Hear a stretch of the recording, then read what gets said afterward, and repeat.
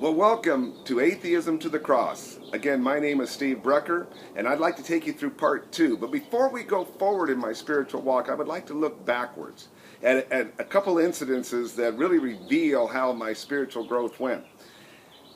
When we first started going to church, I had some friends invite us to Emmanuel Faith Community Church. Pastor Richard Strauss was preaching, and we went there twice. And after the second time of falling asleep, I told Peggy that's the best rest I've had in a long time. And I told him I was just totally bored listening to him talk about Christianity. Well then, let's move forward from that place to about 4 years later. I'm working with the youth group. I'm dissatisfied with the church that we're at. And so I go back to listen to Dr. Strauss.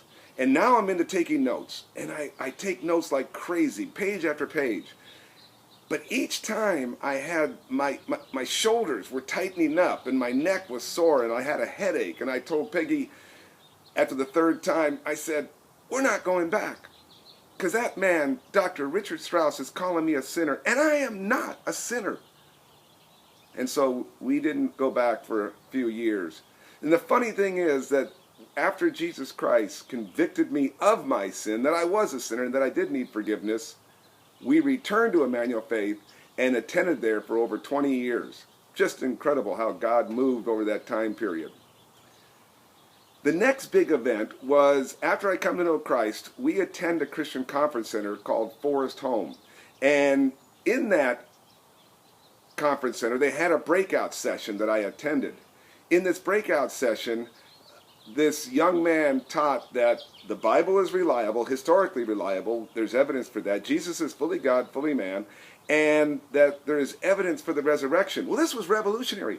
I had never heard anything like this. And it was like a bomb went off in my mind, and I said, I've got to learn more about Christianity. So I went to the bookstore, and the book that caught my attention was a book called Kingdom of the Cults by Walter Martin.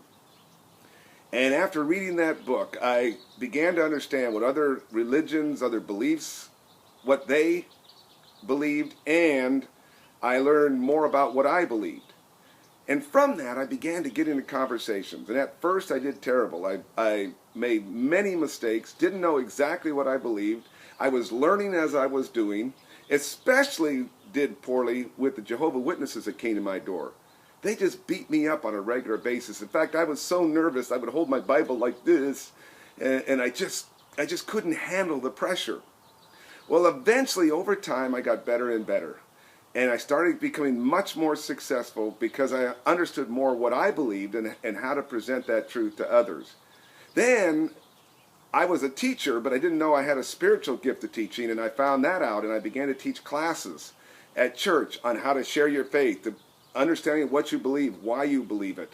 I did a lot of apologetic defenses, and this has been my ministry from that point up until today. I continue to do that, and that's what my website, the Biblical Worldview Academy, is all about, is equipping Christians to understand what you believe and why you believe it. Because Christianity can hold up in the world of ideas. And so that's my passion. My passion is to get in conversations and teach others how to share their faith. And so I'm hoping that these videos will continue, and I hope you go to my website, the Biblical Worldview Academy, and check out what I've written. And thank you.